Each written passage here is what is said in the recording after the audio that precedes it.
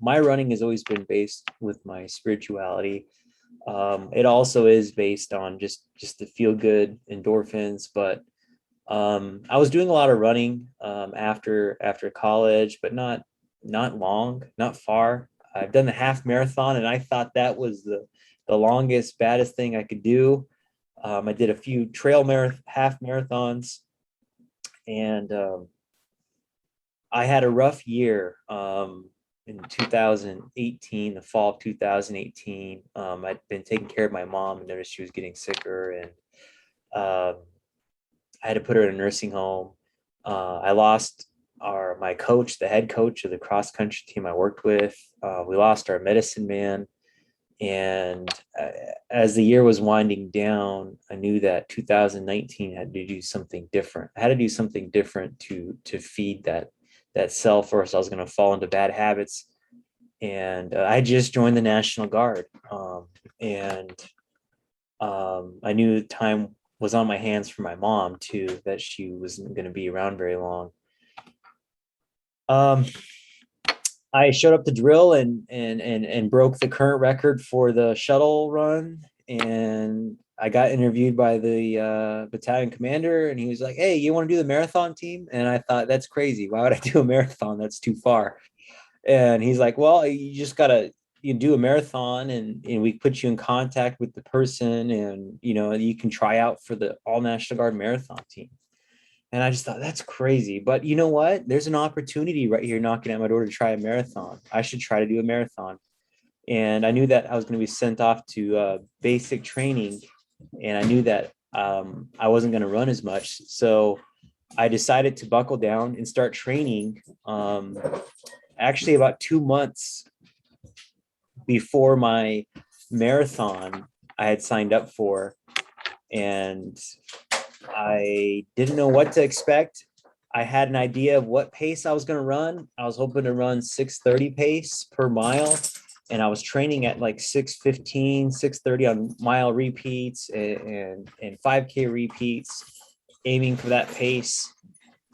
And next thing you know, I go out on this marathon in Brookings, my first one, and I'm trying to keep up, thinking it's a 5K or a 10K with the top runner, and he's an experienced guy from Kenya, and we come by the first mile, and it's 5:30, and he keeps going, and I realize I'm in trouble because now I got 25 miles to go, and I'm not going to hold that pace. So I toned it down a little bit. I just toned it down and felt comfortable, and I held on to that pace. And next thing you know, I'm coming by at the half marathon marker, still feeling good and still chugging along at like roughly 6:05 pace. And after that, I mean, I hit the wall. I hit the wall around mile 18, 19. And then I knew what the wall meant. I never really knew what the wall meant until I started running the marathon. And it felt like I was marching on, but I felt strong. So I just kept going. And I finished with like a 6:0, 6:02 average pace. And my friend had told me that I'd qualified to go to Boston with that time. A lot of things have come up the last few days after Boston. A lot of surprising facts that have just got me thinking more. Um, but besides that, it's like one of those races that you never thought would actually really, or let me go back and say, I think initially when I was signing up or even thinking about running the race, I wasn't too thrilled, only because I was just concerned about my time, what my current status of running was going to be, and of course just my busy life schedule. I just wasn't too sure about it. And the few marathons that I have ran, uh, there hasn't been very many people in them. Around the Midwest, there's not too many marathon runners. So I just was thinking it wasn't such a big deal. And as time went on, and being encouraged to run the Boston Marathon within 3 days, I kind of asked that question. And of course, Pivotal Running coming in and helping me out with that sponsorship, um, really opened my eyes to think this is a big deal, and I've got to do this, and I got to run it no matter what fall looks like, because it was in the fall rather than April this year. um, that's when I really set forth like, okay, I gotta make something happen here. Um, and I think that was it. Is I just didn't think it was a big deal in the beginning, starting this race. But when you got there, it's a big deal. Just that atmosphere, and knowing that we were seeing barricades being brought in 2 days before the race initially started, and knowing all the people that were there just for this race, um, is a really big event, and it is the biggest race that I've ran. And then initially after that, the walk down to the expo to pick up the bib, it was just an amazing experience, because you're obviously being separated from the crowd to go pick up your bib, but just the lines and numbers, all the numbers to pick up your bib. And it's amazing to think that all of those numbers are going to be running the next day. And to think that um, Marty and we had the top numbers in that race. I didn't think much of it until that point when Marty was like, "Hey, we're over here." When I was walking toward 5,000, and he said, "We're over here in the hundreds here," and then I thought, "Oh wow, we worked pretty hard to get here." Um, into this spot, and the enjoyment, people are getting their bibs, even up to the lady handing us a bib. She was really shocked to hear from South Dakota, maybe getting to South Dakota happy, because she also accused the other person behind us that they were from South Dakota too, but it was just me and Marty showing up to pick up our South Dakota bibs. And it felt really good.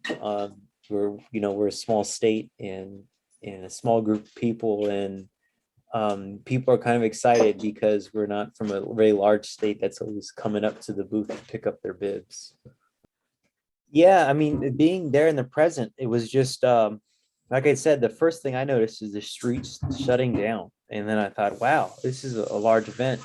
And then as time went on, I started looking around and watching the finish being set up, and watching the cameras being set up, and watching them decorate the streets, but also um, just the moment of when you're crossing the finish line and just walking around thinking, wow, there's about to be thousands of people crossing this line, and thousands of other people giving it all their effort to finish, and thousands more other people that are going to cross this line in the next few years. And here we are, taking a photo right in front of it, feeling it. I mean, you could do anything you want there at the finish line, and it felt really good.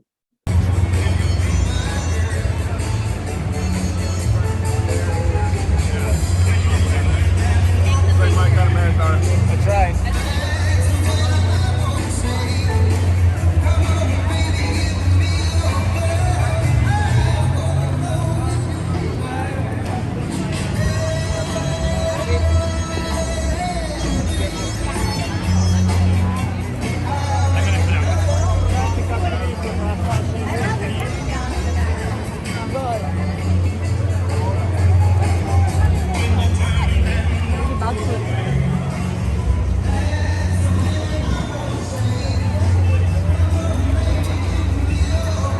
Hey, Didn't do this last time. yeah, it's a pretty cool experience being the finish line.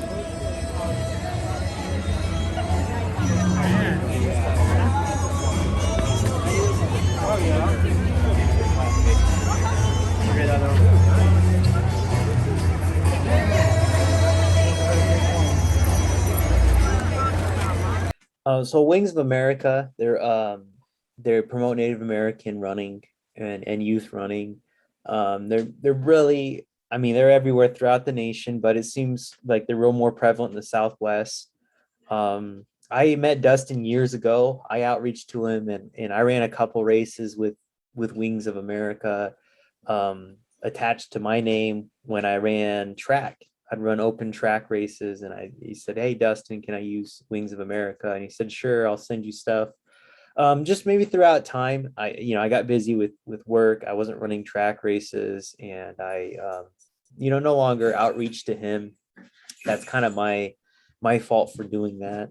But it was great to see him, and I had saw on social media that they were asking for a shakeout run for all the local or all the Native American runners who are running, and I had to go check it out. I had to go check it out with my friend Brandon, and when we got there, Patti Dillon was there, and she's actually a Boston marathon champion in the late 70s. Don't quote me on the year exactly, but she was there, and she was hosting it because she's actually Native American and a female finisher that was really popular in the earlier times. And she was there, and it was pretty cool seeing her because she's a real vibrant lady that talks a lot and shares experiences. And I didn't know about it because this was the shakeout, the second day of the shakeout run. She goes up to Dustin in the group that's there, and she said, "Hey, I brought my friend. I brought my friend Bill Rogers." And everyone stopped, kind of looked at him like, "What?"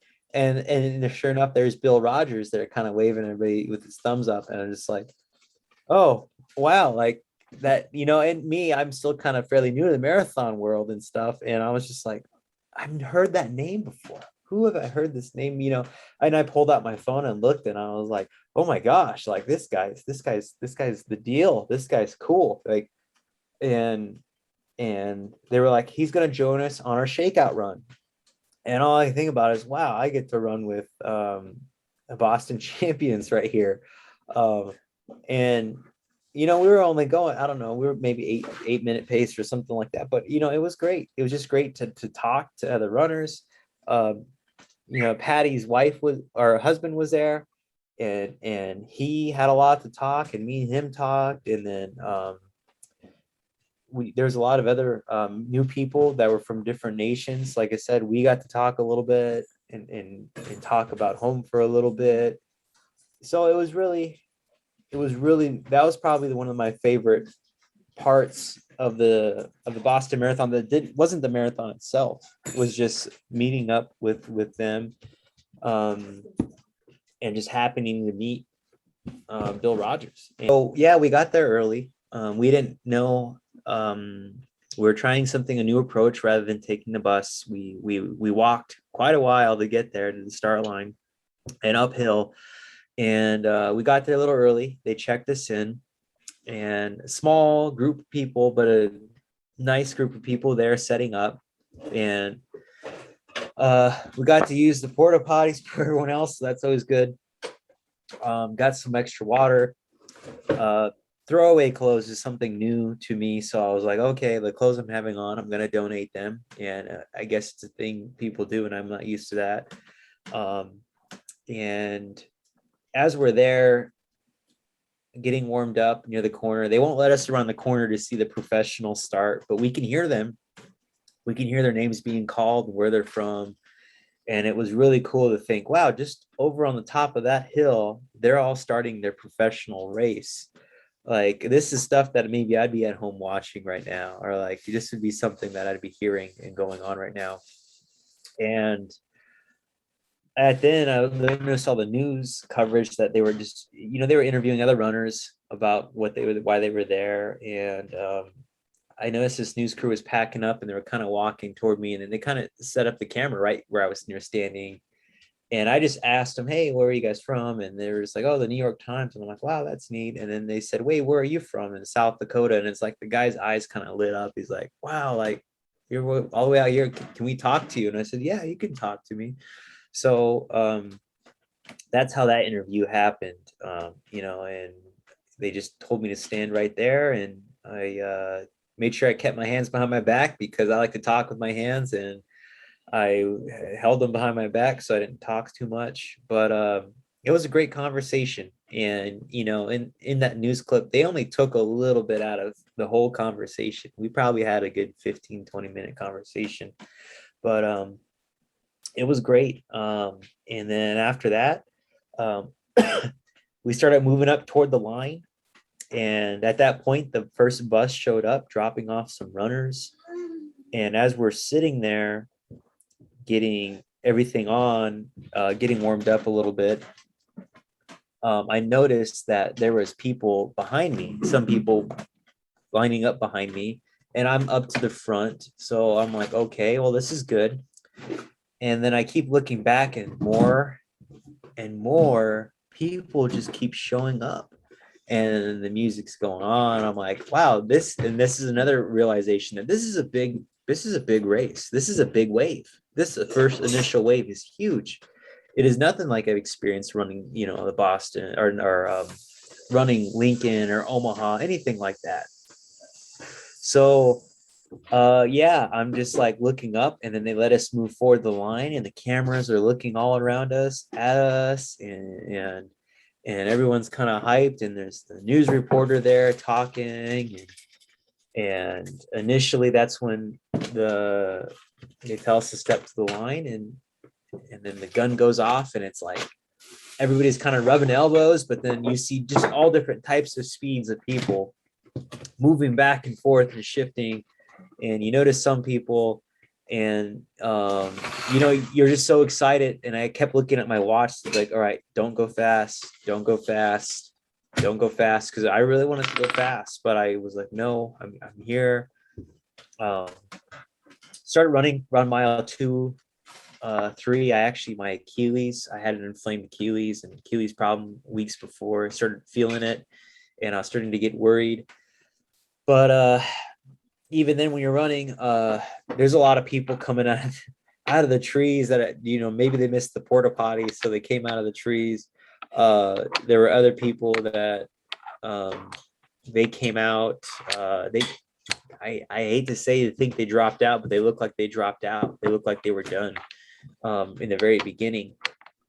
And as you're just flowing along, kind of rolling up and down the hills, you actually feel like you're going down hills more than up. And there's just a light group of people spread throughout the time on the road. And around mile 6, I actually met up with my friends and got some Advil, took some Advil, and just let them know that I needed to be at the if they could be at the ending location to meet me up at the end. But throughout the race, like, it's just nice, kind of a downhill, but you're going back uphill. People are cheering all along the way. I did actually end up stumbling upon there was a lady who went into cardiac arrest during the marathon around mile 8, and I had saw her face down on the ground, and it worried me because I'd never noticed or seen something like that. But then the initial thought was, well, if this is the biggest race of my life, and maybe there's so many people here, maybe people do actually end up getting really hurt or dying. I thought that. Yeah. And the only reason I thought that is because I'm like, well, it happens. It's a big event, and people are running their race out. But it turns out she actually made a full recovery, and her name is Megan Roth. I found out her name. And she was a really phenomenal runner. And I guess I have to look this back up, but I think she did qualify a while back for the Olympic trials, but this race, she just went all out, and something happened. She blacked out around mile 8. But anyway, I'm happy that she's doing well. That made me feel a lot better finding that out, that she's doing well. But there were a lot of people there helping her out. More about the race, though. It felt really nice. I kept taking my supplements and food in the beginning, just trying to make the best of it. And then, mile 16, I started feeling a cramp in my leg that wasn't my Achilles leg. And from there, it just seemed like I was in trouble. And I knew that mile 19 or so, I was going to run into some cramps. And I started eating food. And from there, I just kept telling myself everything was okay. And then about somewhere on mile 20, 21, I had felt my whole leg swell up and had to stop. And I took my supplements. I took a Tylenol that I had tucked away in my pack. But the interesting thing was there were some people that were further, down the road from me, and they were cheering me on to go. They're like, "Go, you got this," or "Hey," and then another one asked, "Are you really okay?" And I was like, "Yeah, I'm good." And then I just like after that, I was doing like this run, light run, jog, and I was stopping at every drink station. But the coolest thing ever was that just people kept cheering, and it's just the whole time. And like I said in the beginning, it's a little bit of spurts of people, but by this time, there's everybody on every street corner throughout the whole way there, and they don't even know you, and they're asking you to keep going and keep trying.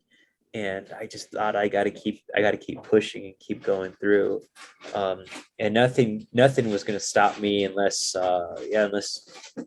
it was very serious. So that was my experience. I mean, coming around that last corner, and seeing and hearing all the people yelling louder and louder, just made you want to go faster, and no matter what, finish strong. That was the purpose. Oh, it means everything. I will humbly say I had an honoring ceremony at the school. They gave me a quilt and said thank you.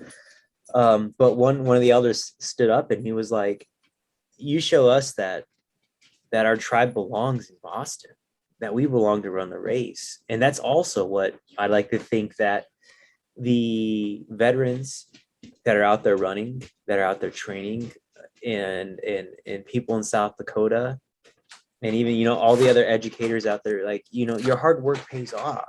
Like, make it pay off. And I'm honored to say that I got a chance to represent all of them and to make them proud. But I'm only doing this because I'm hoping that it's going to inspire the next generation and the future to come.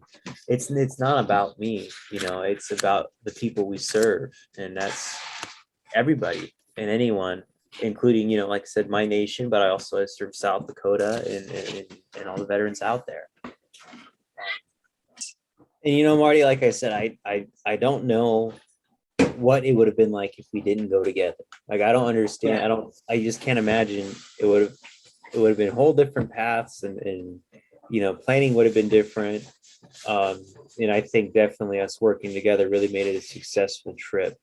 And you inspire me. I really hope to strive to be just like you in the future, able to hold on to that running speed and just be a good moral person and have a good family and stuff. I really appreciate your family too, and their support and helping me out. And I look forward to the future races. I can't wait to get back out there. And all that's on my mind right now is, how do I get back? How do I get back to Boston? I know it's going to be too short to get him back in April here, this upcoming April 1, but I'm looking at the next following year after that. I'm like, okay, I got to figure out where and how I can get back. So.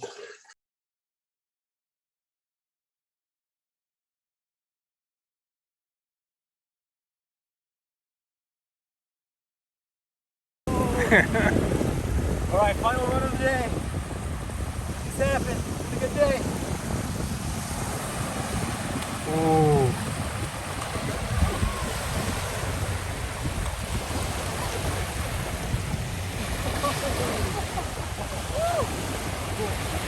Well done.